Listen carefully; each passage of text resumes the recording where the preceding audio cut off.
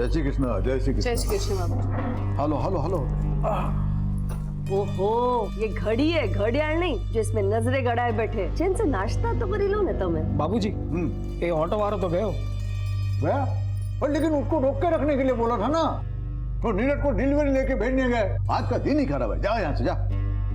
शू deliver करूँ छे? अरे वो पन्नालाल सेठ के हीरे हैं? मुंबई में जवेरी बाजार में डिलीवर करने, वो नीरज को भेजने गए ना। अरे हाँ, उसका वो रिसीट है ना, फटाफट साइन कर दो। हाँ भले आपो। हालो। પણ હું શું કહું છું, इतना खून जलाने की क्या जरूरत है? हीरे की डिलीवरी है ना, ये तो काले पण થઈ જશે ને। ना ना ना बा, आंगड़िया के धंधे का एक उसूल है, वो भरोसा और ईमानदारी से चलता है। आज का डिलीवरी का बोला है ना, तो अपने उसूल के हिसाब से आज ही डिलीवरी होना मांगता है। તમે ને તમારા ઉसूल। अरे राहुल कल खत्म हो गया, ला जल्दी। अरे पण फ्रूट तो खाई लेजे ने। और बाद में अभी कुछ नहीं। ढोकला तो खाई लो। अरे नहीं नहीं नहीं, अभी वो डिलीवरी करने जाना है, बोला ना तुमको। अभी राहुल काल के पीछे इतना टाइम गया ना, फटाफट ऑटो पकड़ के मैं पहुंच जाता हूँ। डिलीवरी देना है। हाँ हाँ जोયું, एक पण ऑटो नथी। लगता है आज कांति भाई के सारे उसूल टूटने वाले हैं। ए रामा, તમે પણ ना। ना मजाक करूं छो। काका कहीं जा रहे हो? हाँ हाँ, अरे आ भी गया, एकदम भरा मानस आ भी गया टाइम के ऊपर। खबर से चलो आओ जाओ। जय श्री कृष्ण। बाय। जय श्री कृष्ण। आओ जाओ। मम्मी जी, हाँ मैं इनको दुकान पे टिफिन दे के आती हूँ। चाबी लेके जाना, मैं सत्संग के लिए जा रही हूँ, इधर बहुत सारा काम है। जी। हाँ, जय श्री कृष्ण। जय श्री कृष्ण।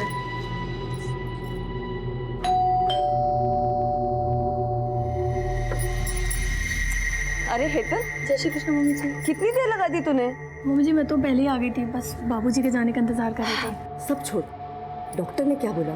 माँ जी डॉक्टर ने कुछ और टेस्ट कराने के लिए बोले हैं, थोड़े और पैसे लगेंगे। कितना जोए छे? करीब 5000। आले। थैंक यू मम्मी जी। पागल।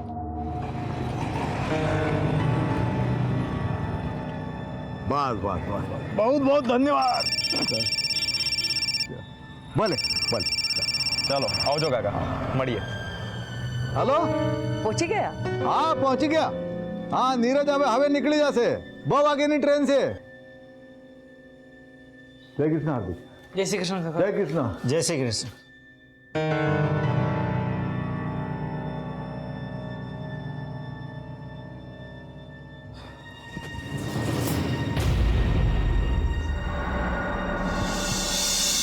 पाँचवा कह रहा है विश बेटा।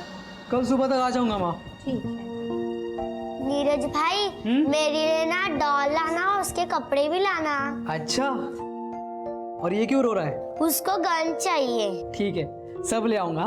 चलो मुझे अभी बहुत लेट हो रहा है, मैं निकल। बेटा संभाळीने जजे।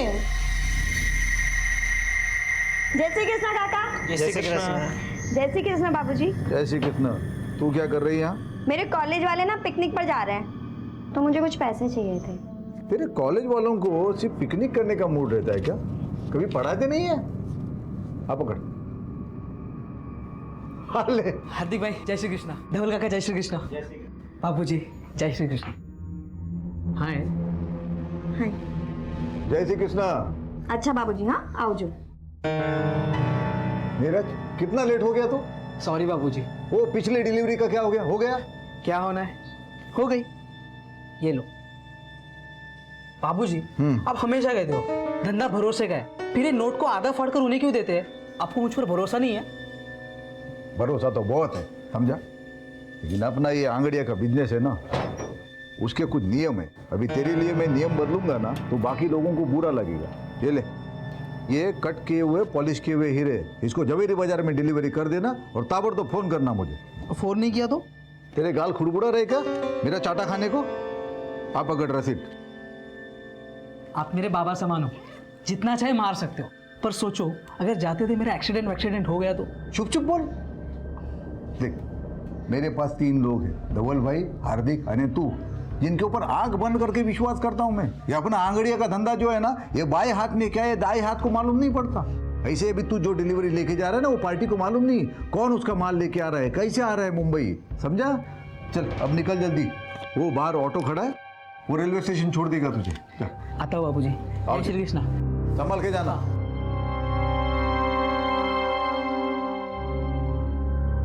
काका सूरज स्टेशन लेके चलो। हाँ ठीक से। एक काम करो, ट्रेन के लिए बहुत टाइम है। हाँ आप नवागाम लेके चलो। अच्छा ठीक से। हाँ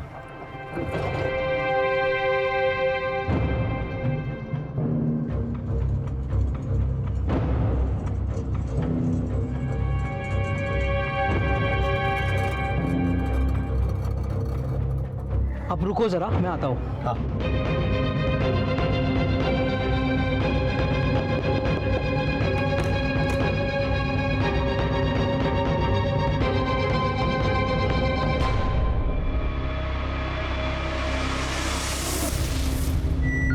भैया सूरज स्टेशन लेना।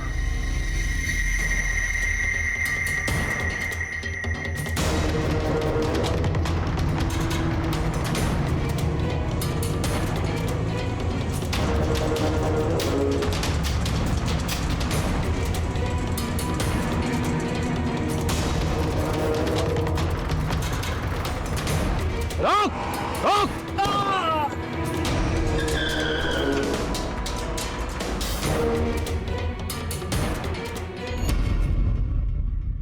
भरोसा एक छोटा सा शब्द है, पर इस छोटे से शब्द पर पूरी जिंदगी टिकी हुई है।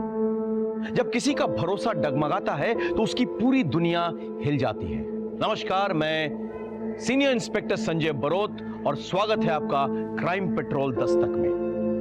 कांति सेठ एक आंगड़िया था, उसका पूरा धंधा भरोसे पर टिका हुआ था। लेकिन नीरज की हत्या से यह साफ हो गया कि कोई उन्हें धोखा देने की कोशिश कर रहा था, या फिर कोई और ही था जो यह खेल खेल रहा था।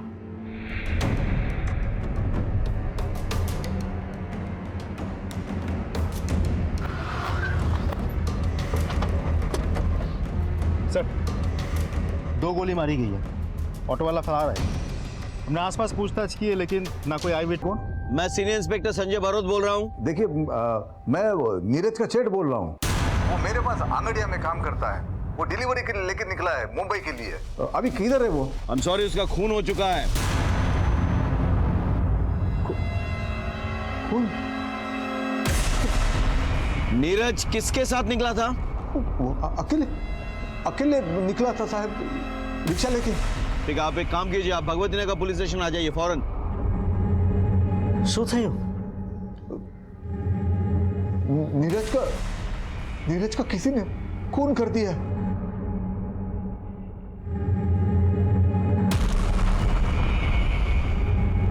अजय सर, आगे सीसीटीवी चेक करो आप, हाँ? और जरा लोगों से पूछताछ करो। और इस ऑटो का जो रजिस्ट्रेशन नंबर है ना, उसके डिटेल्स निकालो, पता करो इसका मालिक कौन है और चलाने वाला कौन है। सर। चलो। पांड्या, देखो आसपास। सर।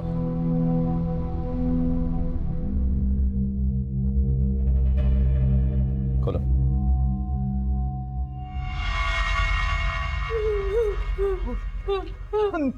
नीरज छे।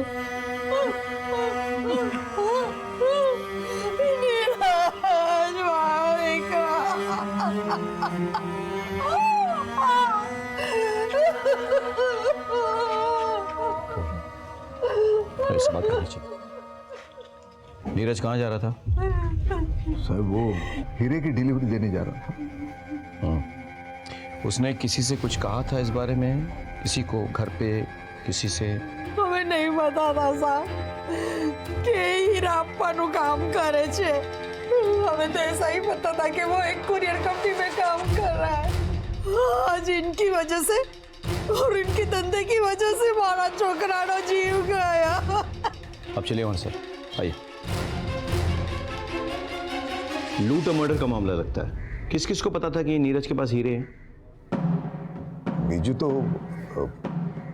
मारा બે ખાસ આદમી છે, ધવલ અને હાર્દિક, અને મારી પત્ની रमा। अंगाड़ियाનું बिजनेस છે वो तो उसी के नाम से चलता है, तो उसको तो सब पता रहता है। और कोई? और कोई नहीं।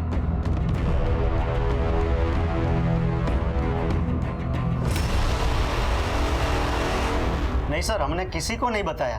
हमें શું કામ કોઈને बताविए? नहीं सर, कोई नहीं, પણ नहीं। हाँ साहब, इन लोगों ने कुछ नहीं किया। अब इतना भरोसा कैसे कर सकते हैं? अब ये हमारा धंधा जो है वो भरोसे और ईमानदारी पे ही चलता है। ये धवल भाई, हार्दिक हमारे पास बहुत सालों से काम कर रहे हैं, तो इनके ऊपर तो आंख बंद करके विश्वास करते हैं। आंख बंद करके चलने से ठोकर लग सकती है, याद रखिए। अब तो आंगड़िया बिजनेस की मालकिन है, आपको तो सब पता होगा। ખબર તો બધી છે સાહેબ, પણ માલકિન કઈ નથી। ये धंधा तो मेरे बापूजी का था, कागज में नाम जरूर है, पर कितना वर्षों तो मेरे पति संभाल रहे ये धंधा। मैं किसी से क्या बात करूंगी? इस सिलसिले में तो मेरी किसी से मुलाकात भी नहीं होती। वो सब ठीक है, लेकिन जो कोई भी है उसने फील्डिंग बहुत अच्छी की है। आपके खिलाड़ी के बारे में उसको पूरी जानकारी थी। हम अभी निकलते हैं, लेकिन आगे आपकी मदद की जरूरत पड़ेगी। क्या फटाफट ले आओ सब। सर, जहाँ नीरज का मर्डर हुआ था वहाँ आसपास हर जगह हमने चेक किया, लेकिन कोई सीसीटीवी लगा हुआ नहीं। अजय, बहुत प्लानिंग के साथ ये लूट और मर्डर किया गया है। किसी को अच्छी तरह से पता था कि नीरज के पास वो हीरे हैं। उसका ऑटो जब किसी सुनसान जगह पे पहुंचा तो उसे गोली मारकर वो हीरे निकाल लिए। सर, ऐसा भी तो हो सकता है इन सब में वो ऑटो वाला भी शामिल हो। करेक्ट, ढूंढो उसको, उसका मिलना बहुत ज़रूरी है। सब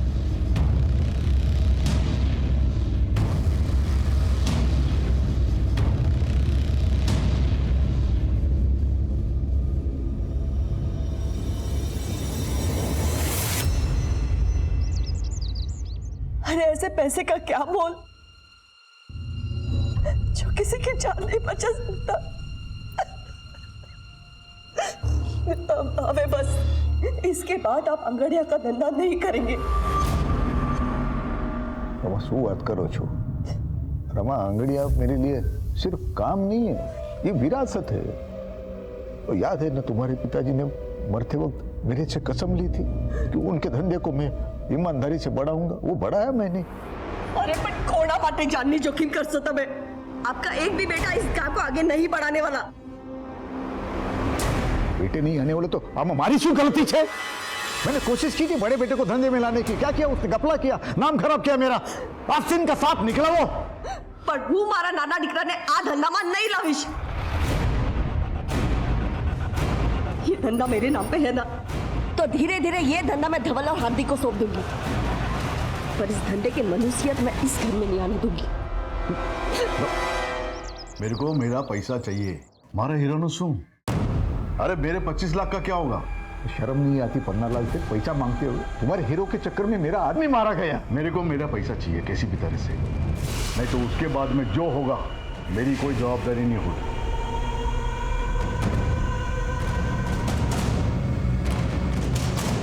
क्या नीरज के साथ किसी की दुश्मनी थी? कोई अफेयर? सब ये सवाल आप मुझसे क्यों पूछ रहे हो? सकता है किसी का उससे कोई झगड़ा हो गया हो और वो असल में नीरज को मारने आया हो और मारने के बाद उसे लूट की शक्ल दे दी। मेरे बच्चे के पास तो ये घर को संभालने और अपने छोटे भाई बहन को संभालने के बाद समय ही कहाँ बचता था। बहुत जिम्मेदार बच्चा था मेरा, उसके लिए तो ये घर ही सब कुछ था। इंस्पेक्टर साहब, तुमने एक महान सौगंध है, इंसाफ दिलाइए साहब, मेरे बच्चे को इंसाफ दिलाइए।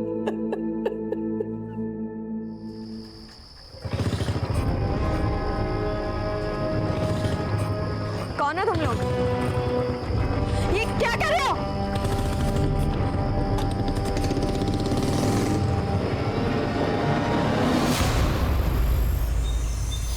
सर, जिस ऑटो में नीरज जा रहा था उसके ड्राइवर के बारे में पता चल गया। वो अपने एक रिश्तेदार के घर में छुपा हुआ है। उठा के लाओ उसे। सर, रमा, तूने हीरो की डिलीवरी के बारे में किसी को कुछ बताया था? वैसे तो किसी के साथ बात नहीं की। याद करो। हाँ, इधर से हेतल आवेले घरे ने, शायद मुंह से कुछ निकल गया होगा। आज तो इतना परेशान थे, एक अर्जेंट डिलीवरी थी उनकी। श्रीनाथ जी, तो तुम शामिल थे इन सब में? साहब, मैं काई नहीं क्यों साहब, હું તમને સાચે સાચો કહું છું સાહેબ। उस दिन एक लड़का मेरे ऑटो में बैठा। काका, सूरज स्टेशन लेके चलो। लेकिन ट्रेन थोड़ा लेट था ना, तो बोला मेरे को दूसरे के घर पे जाना है, उधर मेरे को छोड़ो। एक काम करो, ट्रेन के लिए बहुत टाइम है, आप नवागाम लेके चलो। तो मैं तो उधर छोड़ा उसको। 15-20 मिनट में उसकी राह देखा, फिर वो आया, बोलता अभी मेरे को सूरत स्टेशन ले चल। भैया, सूरज स्टेशन लेना। फिर हम लोग रास्ते में आ रहे थे ना, तो किसी ने उसको मार दिया।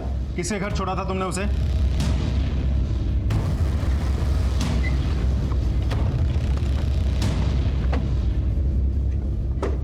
आप नीरज को जानती हैं? हाँ जी सर, बचपन से जानते हैं एक दूसरे को हम। वो कल आपसे मिलने आया था। आया था सर। उसकी बदकिस्मती थी कि मुझसे मिलकर जाने के बाद किसी ने उसकी जान ले ली। काश कि वो यहाँ ना आया होता, सीधा स्टेशन चला जाता तो बच जाता सर। वो क्यों मिलने आया था कल आपसे? सर वो मुंबई जा रहा था, मेरा मायका भी मुंबई में ही है, तो बस पूछने आया था कि घर वालों के लिए कुछ सामान लेकर जाना है या वहां से कुछ लाना है। कांति सेठ को जानती हैं आप? वो मेरे ससुर जी है, मैं उनकी बड़ी बहू हूँ। ओह, ठीक है, हम चलते हैं, कांति सेठ से मिल के आते चलो। हेतलनी बात एकदम साची है साहब। नीरज अपने परिवार के साथ हेतल के पड़ोस में रहता था। उन दोनों में एकदम भाई बहन का रिश्ता था। तो आप कह रहे हैं कि हेतल का इन सब से कोई लेना देना नहीं है? नहीं साहब, ऐसा नहीं है, हो भी सकता है। कैसे? हेतल का पति मेरा बेटा कल्पेश है। पूछे झूठ बोला तुम्हारे साथ है? हाँ? आप पैसा भाड़ा मेहनत ना पैसा छे, अपना धंधा ना पैसा छे, और अपना धंधा भरोसे पे चलता है। लोगों का भरोसा तोड़ के बाप का नाम मिट्टी में मिलाना चाहता है तू। आज से तारा हमारा रिश्ता खत्म।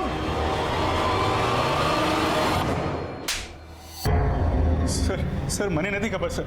मैं मानता हूँ मेरे से एक बार गलती हुई है और उसकी सजा आज तक भुगत रहा हूँ सर, लेकिन वो साचो को इस बार मैंने कुछ नहीं किया सर। सच बोल। सर मैं सच बोल। यकीन मानिए सर। देख, अगर साहब सच बोले, उन्होंने कुछ नहीं किया साहब।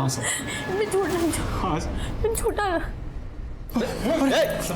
सर अरे तो बेहोश हो गई। सर प्लीज हॉस्पिटल ले जाओ, चल सर।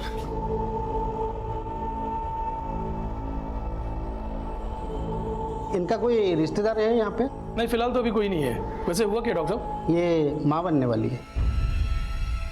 ठीक है, आप एक नंबर नोट कर लीजिए, 444। क्या हेतल मां बनने वाली है? भाई कपाल ने मेरी सुन ली। वकील साहब, कल्पेश की जल्द से जल्द जमानत करवा दो। पैसे की चिंता मत करो, जितने लगेंगे मैं सब दूंगी। माँ, वो कल्पेश भाई बाहर खड़े हैं। थैंक यू सो मच माँ, thank you so much. Thank you मने नहीं, अपने बीवी को बोल, माँ बनने वाली है वो। अगर अपनी जिम्मेदारी का जरा भी ख्याल है ना तुझे, तो जाके पहले उसका ख्याल रखना। ठीक है माँ।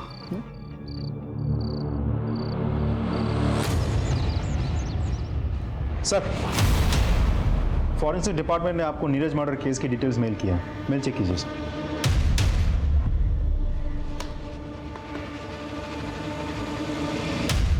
इस रिपोर्ट के मुताबिक नीरज को 2 अलग अलग गन से शूट किया गया था। पहली गोली जो उसके शोल्डर पे लगी थी, एक रिवॉल्वर से शूट किया गया था, और दूसरी गोली जिससे उसकी जान गई थी वो एक .22 कैलिबर पिस्टल से निकली थी, उसे पॉइंट ब्लैंक रेंज पे शूट किया गया था। यानी क्लियर है सर, लेकिन एक मामूली से अंगाड़ी या कुरियर वाले लड़के को मारने के लिए 2 गन्स का इस्तेमाल किया गया है। बात कुछ हजम नहीं हुई सर। रमा, तूने कल्पेश की जमानत करवाई? हाँ। क्यों? तुमको पता है ना वो कैसा है? खुद जो भी है, जैसा भी है, हमारा छोकरो छे। और आपने पुलिस के आगे उसका नाम लिया ही कैसे? बहुत सही किया, लेकिन तुमने उसकी जमानत करके बहुत गलत किया। गलती मैंने नहीं, तुमने की है। छोटी सी गलती के लिए मारा डिकरा ने घर से बाहर निकाल दिया। वो जुआ खेलने के लिए मेरे बिजनेस का पैसा चुराया उसने, छोटी सी गलती। बिजनेस तमारो नहीं, मारो छे। और अगर बच्चे गलती करते हैं ना, तो माँ बाप उसे सुधारते हैं। रमा, कल्पेश बच्चा नहीं है। तो मैं क्या करती? उसको लॉकअप में रखती, उसके बीवी को अकेला छोड़ती।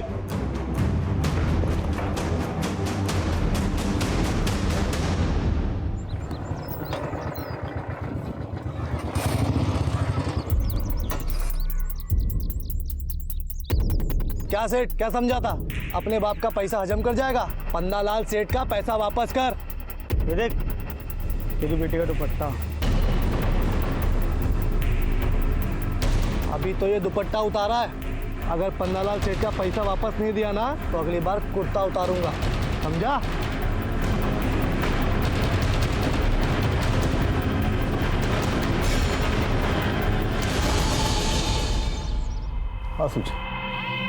हाँ सूझे अंदर चल।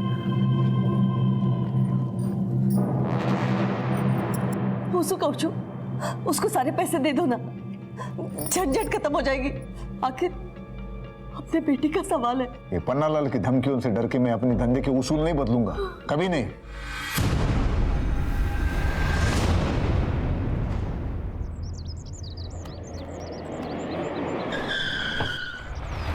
क्या क्या कर रहे हो? छोड़ो छोड़ो छोड़ो छोड़ो छोड़ो मुझे। दया, तुम जरा पता करो कि हाल फिलहाल एक रिवॉल्वर और एक .22 कैलिबर पिस्टल किसने खरीदी। हो जाएगा साहब, चलता हूं। आपको क्या लगता है सर? मेरे थ्योरी के हिसाब से एक वो नौसिखिया जिसने उसके कंधे पे गोली चलाई और दूसरा प्रोफेशनल जिसने पॉइंट ब्लैंक रेंज में उसके छाती पे गोली लगाई। लेकिन क्यों? तुम्हें क्राइम सीन याद है सर? नीरज की बॉडी, उसकी शर्ट के बटन्स किस तरह से खुले हुए थे? ऐसे कमीज के अंदर ही आंगड़ियां अपने कीमती सामान छुपाते हैं, यानी किसी को पता चल गया। लेकिन साथ ही साथ तुमको याद होगा उसका वॉलेट निकला हुआ था, किस तरह से उल्टा पड़ा हुआ था, यानी कि किसी ने उसके पॉकेट्स और वॉलेट भी टटोले थे। मतलब पहले कोई नौसिखिया और फिर प्रोफेशनल आदमी। करेक्ट। लेकिन सोचने की बात यह है कि ऐसी सीक्रेट बात एक नौसिखिया और एक प्रोफेशनल दोनों को पता चल गया। कैसे?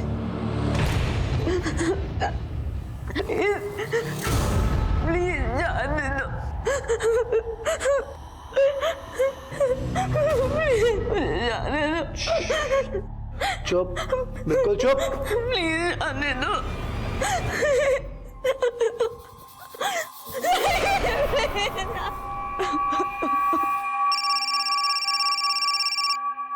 सुगांधी सेठ, तेरे को क्या लगा मैं सिर्फ भौंकने वाला कुत्ता हूँ? अरे पन्नालाल सेठ नाम है मेरा, मैं भौंकता भी हूँ और काटता भी हूँ। अगर तूने मेरे पैसे नहीं दिए ना तो ये सिर्फ ट्रेलर था, मैं तुझे पूरा पिक्चर बना के दूंगा, समझा क्या? हेलो सुदेव, पन्नालाल सेठ की इतनी हिम्मत, मैं भी पुलिस को फोन करता हूँ।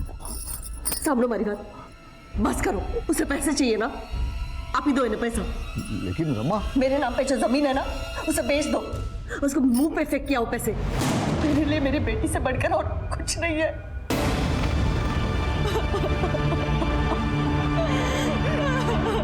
अक्सर लड़कियों के साथ हुए मोलेस्टेशन, छेड़खानी, यहां तक कि बलात्कार जैसे संगीन अपराध में भी लोग पुलिस तक नहीं आते। यह सरासर गलत है। अगर पुलिस को अपराध के बारे में पता नहीं चलेगा तो वो अपराधियों तक कैसे पहुंचेंगे, कैसे उन्हें सजा दिलवाएंगे? कांति सेठ और रमाबेन ने भी पारुल के मोलेस्टेशन के बारे में पुलिस को नहीं बताया। उधर नीरज के मर्डर केस में किसी के खिलाफ हमें कोई सबूत नहीं मिल रहा था। हम इन्हीं चीजों में उलझे हुए थे कि अचानक कुछ ऐसा घटा जिसने इस केस की दिशा पलट दी।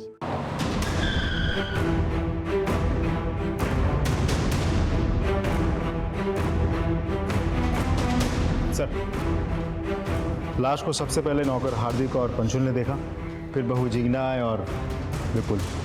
मैंने ही आप लोगों को फोन किया। पूरी जगह को देखकर ऐसा लग रहा है जैसे किसी ने कुछ भी टच तक नहीं किया है। हा?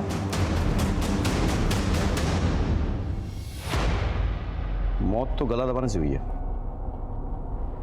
और घर पे कोई फोर्स एंट्री भी नहीं हुई सर। यानी कि जो भी आया था वो पहचान वाला था, तभी दरवाजा खोला गया था। घर में कुछ मिसिंग है? जी सर, 15 लाख रुपए। 15 लाख कैश? घर में क्या कर रहा था? जी वो बाबूजी ने किसी को डिलीवरी देने के लिए रखवाए थे। एक काम करो जी सर, आस पड़ोस से पता करो किसी ने किसी को यहाँ आते हुए देखा था या नहीं। सर, आपने कुछ सुना? जी नहीं, दोपहर में तो यहाँ पे सन्नाटा छाया रहता है। कई लोग सत्संग में चले जाते हैं और बाकी बच्चे लोग सोए रहते हैं। आपने लड़ाई झगड़ा या कोई चीखने की आवाज़ सुनी? नहीं साहब, हमने कोई आवाज़ नहीं सुनी। ठीक सर, हम दोपहर को यहाँ आए थे रमाबेन के साथ सत्संग में जाने के लिए, लेकिन दरवाज़ा लॉक था। तो हमें लगा कि वो सत्संग में होगी, इसलिए हमें जता रहा। पारुल कहाँ है? बाबूजी और पारुल अहमदाबाद गए हैं। एक बात बताइए, ये हार्दिक और पंशुल पे आपको कोई संदेह है? मतलब ये दोनों भी तो मर्डर कर सकते हैं ना? नहीं साहब, आ बनने तो भरोसा ना मानसो छे। भरोसे वाला हाथ ही सबसे पहले पीठ में छुरा भोगता है। अजय, इन दोनों को थाने ले आओ और पोस्टमार्टम के बाद बॉडी सौंप दो फैमिली को। साहब, गांधी सेठ कल देर रात तक ऑफिस में ही थे। ये राहु काल शुरू होता ना इतला माटे, पर फिर आज मुंबई में 15 लाख रुपए भिजवाने थे, तो पैसा लेकर सेठ घर पे चले गए क्योंकि दुकान में नहीं रख सकते ना, और हम भी साथ में थे साहब। रमा 15 लाख से तो कबाड़ में रख देना, और तुम लोग कल दोपहर के बाद आ जाना। कल सुबह मैं अहमदाबाद जा रहा हूँ डिलीवरी के लिए, तो शाम तक लौटूंगा। कल 11 से 3 बजे तक राहु काल है, तो उसके बाद आ जाना और ये कैश लेके जाना। जी बाबूजी। ठीक है बाबूजी। जय श्री कृष्ण। जय श्री कृष्ण। और फिर हम जब 2:15 बजे घर पहुंचे तो तुम दोनों के मुताबिक कांति सेठ अपनी बेटी पारुल को लेकर अहमदाबाद गए डिलीवरी के लिए। हाँ, अबे ये आंगड़िया कब से अपनी बेटी को लेकर जाने लगा डिलीवरी के लिए, बताना। तकलीफ हो रही है क्या? नहीं सर, कहीं नहीं। एक मिनट खड़े हो जा, बैठ। अजय चेक करो जरा। खड़ो जा, खड़ो।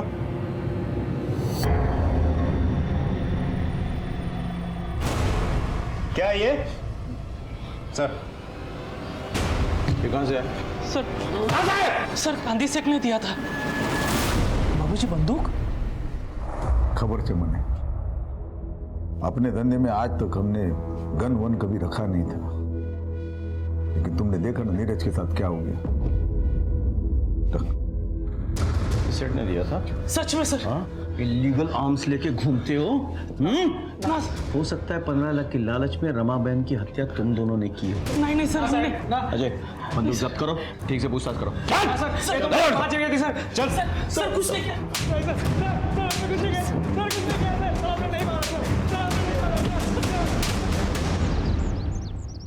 सर डोंट वरी, मैं करवा दूंगा। ओके सर, दोनों को रात भर बहुत तोड़ा, लेकिन दोनों के दोनों एक ही रट लगाए बैठे हैं। हमने रमाबेन को नहीं मारा। सर कांति सेठ अपने घर पहुंच गया। अजय काम करो, बुआ के घर छोड़ने गया था अहमदाबाद में। कोई खास वजह? मैं आपसे कुछ पूछ रहा हूँ।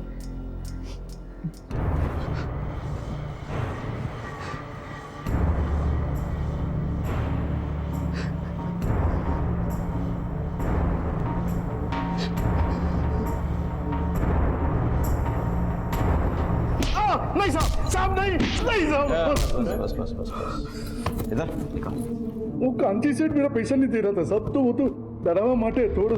और उसके बाद तूने रमाबेन को मार डाला? नहीं साहब नहीं, मैंने रमाबेन को नहीं मारा साहब। नहीं मारा तूने? नहीं मारा। इसकी इतनी धुलाई करो कि इसके मन का मैल धुल जाए। नहीं साहब, नहीं, छोड़ दो साहब। सर, हमने सलाउद्दीन के अड्डे पर छापा मारा, लेकिन वो फरार है। अड्डे पर कोई नहीं मिला सर। सर, रमाबेन की पोस्टमार्टम रिपोर्ट आ गई है। सर, उसे गला दबा के मारा गया था, और गला दबाने के बाद उंगलियों के निशान भी मिटा दिया गया था। सर, एक बात तो साफ है, जिस तरीके से गला दबाया गया है वो देखे तो लगता है मारने वाला कोई प्रोफेशनल नहीं था। रमाबेन नॉर्मली रोज दोपहर 12:30 बजे सत्संग के लिए जाती थी, और लगभग उसी वक्त उनकी छोटी बहू जिग्ना टिफिन लेकर अपने पति की दुकान जाती थी। जी सर, मैं उस दिन भी करीब 12:30 बजे निकली थी, लेकिन मम्मी जी किसी का इंतजार कर रही थी, शायद पंशुल और हार्दिक का। तो आप पहले से जानती थी कि कोई पैसा लेने आने वाला है? नहीं सर, मने नहीं खबर।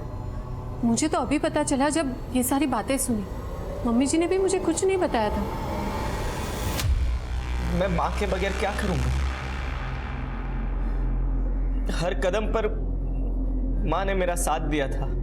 माँ ने मेरे लिए नया टिफिन खरीद के उसमें मेरी पसंद के छोले बना कर दिए थे। किसने सोचा था कि वो आखिरी बात। सर, कुछ समझ में नहीं आ रहा है कि दोनों केसेस एक दूसरे से जुड़े हुए भी हो सकते हैं, अलग अलग भी। अलग अलग हो सकते हैं लेकिन मोटिव एक ही है, पैसा। पहले वाले केस में भी एक किलर नॉन प्रोफेशनल था और दूसरे में भी। तुमने घर वालों को ट्रैक किया है ना? ट्रैक किया सर, लेकिन कुछ सस्पिशियस नहीं मिला, सब कुछ नॉर्मल है।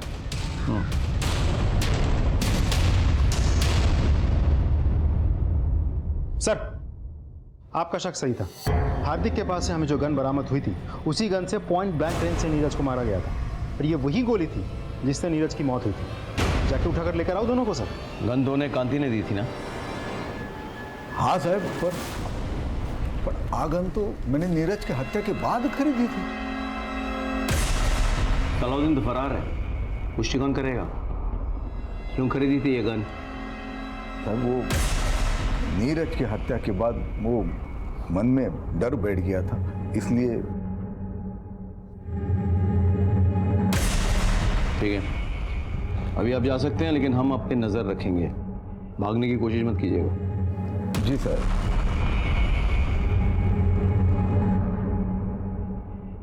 सर, इस कांति पे शक है? अजय, हमारे प्रोफेशन में शक करना कोई गुनाह नहीं है, बल्कि शक ना करना गुनाह है। कई बार जिस पे हमें शक ना हो वो असली अपराधी साबित हो चुका है। सर पन्नालाल का वकील हाईकोर्ट से बेल पेपर लेकर के आया। जाने दो उसे, लेकिन उसमें नजर रखना और कॉल रिकॉर्ड चेक करना। सर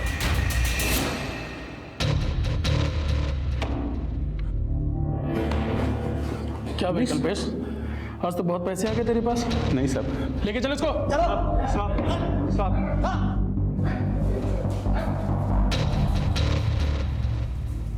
खबर न थी? नहीं सर। हाँ बोलो। सर हमने एक जुए के अड्डे पर छापा मारा है।